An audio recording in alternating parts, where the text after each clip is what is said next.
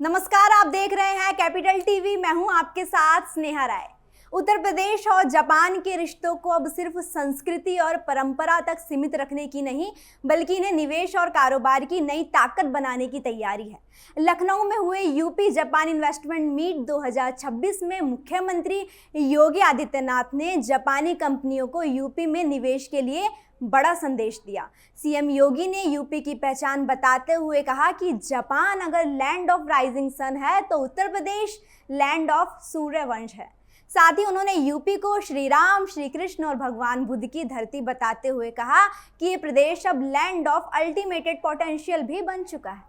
मुख्यमंत्री ने जापानी निवेशकों के सामने यूपी की बदलती तस्वीर, बढ़ती अर्थव्यवस्था, इंडस्ट्री, एमएसएमई और स्टार्टअप से लेकर कृषि और मैन्युफैक्चरिंग तक की ताकत गिनाई। सवाल ये है कि क्या जापान और यूपी की ये दोस्ती अब निवेश के बड़े रिश्ते में बदलने जा रही है? देखिए हमारी एक खास रिपोर्ट। लैंड ऑफ राइजिंग सन से लैंड ऑफ सूर्यवंश तक, जापान से यूपी का नया कनेक्शन। योगी ने निवेशकों को दिया बड़ा संदेश। यूपी जापान इन्वेस्टमेंट मीट 2026 में मुख्यमंत्री योगी आदित्यनाथ ने उत्तर प्रदेश और जापान के रिश्तों को एक नई दिशा देने की बात कही। सीएम योगी ने कहा कि दोनों के रिश्ते केवल व्यापार और निवेश तक सीमित नहीं है, बल्कि इनके पीछे एक गहरा सांस्कृतिक और सभ्यगत जुड़ाव भी है। योगी ने जापान की पहचान का जिक्र करते हुए कहा कि जापान को लैंड ऑफ राइजिंग सन भी कहा जाता है, जबकि उत्तर प्रदेश लैंड ऑफ सूर्यवंश है। उन्होंने यूपी को भगवान श्री राम, श्री कृष्ण और भगवान बुद्ध की धरती बताते हुए कहा कि आज यही Uttar Pradesh land of unlimited potential भी बन चुका है। मुख्यमंत्री ने जापानी निवेशकों के सामने उत्तर प्रदेश की आर्थिक ताकत भी रखी।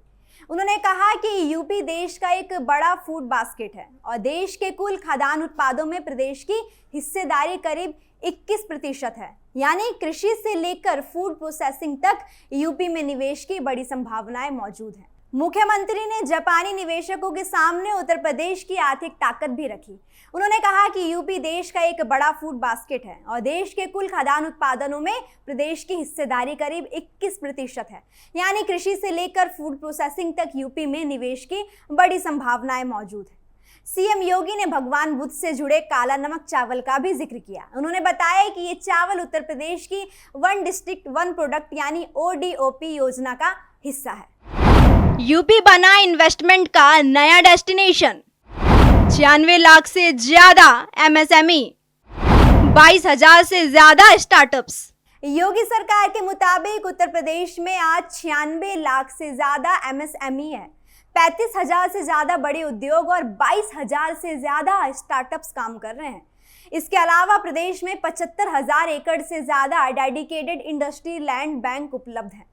मुख्यमंत्री ने कहा कि पिछले वर्षों में उत्तर प्रदेश ने सुरक्षा, स्थायित्व और बेहतर कारोबारी माहौल के साथ अपनी अर्थव्यवस्था को तेजी से आगे बढ़ाया है। उन्होंने दावा किया कि प्रदेश भारत की टॉप 3 इकोनॉमी में शामिल होकर देश के ग्रोथ इंजन के तौर पर आगे बढ़ रहा है। यूपी में मैन्युफैक्चरिंग सेक्टर की ताकत का जिक्र करते हुए मुख्यमंत्री ने बताया कि देश में बनने वाले मोबाइल फोन का करीब 55% उत्पादन उत्तर प्रदेश में हो रहा है। यानी यूपी अब सिर्फ कृषि और पारंपरिक उद्योगों तक सीमित नहीं है। इलेक्ट्रॉनिक्स, टेक्नोलॉजी, मैन्युफैक्चरिंग और स्टार्टअप के क्षेत्र में भी प्रदेश अपनी जगह मजबूत कर रहा है। इस कड़ी में जापानी कंपनियों के लिए भी यूपी बड़ा बाजार और मैन्युफैक्चरिंग हब बनने की तैयारी में। मुख्यमंत्री योगी आदित्यनाथ ने जापानी उद्योग की सबसे बड़ी ताकत बताते हुए कहा कि जापानी कंपनियों की पहचान क्वालिटी और लॉन्ग टर्म कमिटमेंट से होती है। यूपी सरकार का लक्ष्य है कि प्रदेश में एक मजबूत और लंबे समय तक टिकने वाली जापानी इंडस्ट्रियल इकोसिस्टम तैयार किया जाए। इसके लिए निवेश, इनोवेशन, मैन्युफैक्चरिंग और टेक्नोलॉजी के क्षेत्र में जापान के साथ साझेदारी बढ़ाने पर जोर दिया जा रहा है। यानी योगी सरकार की नजर सिर्फ निवेश लाने पर नहीं, बल्कि जापानी कंपनियों के लिए यूपी को लंबे समय का भरोसेमंद ठिकाना बनाने पर है। जापान से यूपी का बड़ा इन्वेस्टमेंट कनेक्ट, मैन्युफैक्चरिंग को मिलेगी नई रफ्तार। इस साझेदारी की एक बड़ी परियोजना भी सामने आती है। मुख्यमंत्री ने बताया कि 2000 करोड़ रुपए से ज्यादा की इस परियोजना से करीब 4000 रोजगार पैदा होने की संभावना है। परियोजना के पहले चरण में हर साल करीब 60,000 ट्रैक्टर और 15,000 कंस्ट्रक्शन इक्विपमेंट बनाने की क्षमता प्रस्तावित की गई है।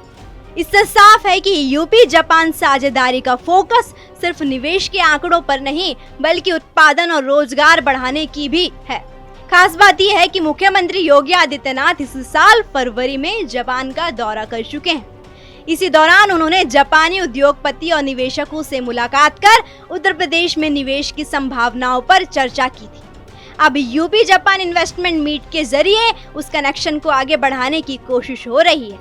योगी ने भारत और जापान के रिश्तों को सूर्य की पहली किरण और सूर्य वंश की धरती उत्तर प्रदेश से जोड़ते हुए इसे एक आत्मीय और ऐतिहासिक संबंध बताया। यानी मुख्यमंत्री योगी आदित्यनाथ का संदेश साफ है।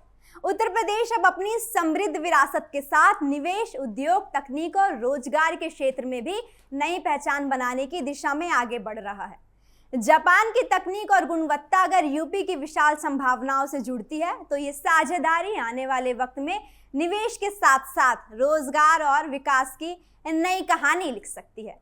अब नजर इस बात पर होगी कि जापान से हुए निवेश प्रस्ताव जमीन पर कितनी तेजी से उतरते हैं और यूपी को देश के साथ साथ दुनिया के बड़े औद्योगिक नक्शे पर कितनी मजबूती से स्थापित करते हैं।